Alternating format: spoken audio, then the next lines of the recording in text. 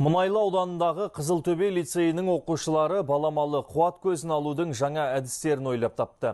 Бірі жер асты суының буы электр генератын айналдыру арқылы тоқ беруге қауқарлы екенін дәлдесе, енді бірі теңіз толқынынан толассыз энергия алатын станцияның макетін жасаған. Өресі биік өрендер өз жобасының жүзеге асуына Маңғыстау табиғатының қолайлы екенін алға тартып отыр. Жасыл энергетика тақырыбындағы халықаралық байқаудың бірнеше жеңімпазы түлеп ұшқан лицей оқушыларымен тілшіміз Талғат Исламұлы тілдесіп қайтты. Дәстүрлі энергия көзі ретінде мұнай, уран, көмір пайдаланатыны белгілі. Алайда олардың қорлары табиғатымызда шектеулі.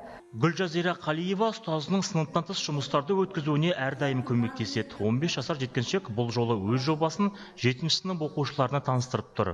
Маңғыстау жерасты суларынан қоршаған ортаға залалсыз, таусылмайтын энергия алуға болады.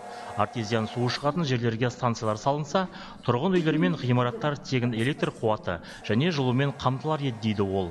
Жерасты ыстық суына 2500 және 3500 тереңдікте турбина жіберіледі. Турбина арқылы гейзерге ыстық су келіп, гейзер оны 60 метр биіктікке оқтын көтеріп, турбина арқылы бу қазанына жібереді. Бу қалақшалары іске қосылып, вал арқылы генераторды іске қосады. Генератордың құрылысы екі өзекшеден тұрады. Ротор және статордан ротор қозғалады, статор қозғалмайды. Екеуі жанасқан кезде арасында электр энергиясы пайда болады. Бұл электр энергия трансформаторға беріледі. Қызылтөбе лицейі Мұнайлы аудандағы жетекші оқу орындарының бірі. Іргелі білім ордасы қалыптасқан 10 жылда 19 түлек оқуды алтын медальмен бітірді. Биыл 5 оқушы алтын белгіге, тағы 7 адам үздік аттестат алуға үмітті. Оқуды озат аяқтаған түлектер кейінгі буынға үлгі. 7-ші сынып оқушысы Олжас Сәрсенғали Каспий толқынын қуат көзіне айналдыруға ниетті. Дарынды оқушы қолға алған жоба республикалық білім сайыстарында 2 мәрте үздік деп танылған. Ұзындығы шамамен 5 километр жағажайды 1 сағат ішінде бөлінетін электр энергия 10 миллиард джоульді құрайды. Бұл 500 үйді электр энергиямен қамтиды. Қалтқы толқынның әсерін жоға және төмен қозғалғанда оның астында гидроцилиндр жұмысқа қосылғасын су қоймасының су жинақтай бастайды. Ол су өзінің қысымымен турбинаның қалақшаларын айналдырады. Вал генераторды іске қосып, статор мен ротор жанасының кезінде электр энергиясын өндіреді. Менің ұсынысым осы жұмысты Каспий теңізде тұрғызу.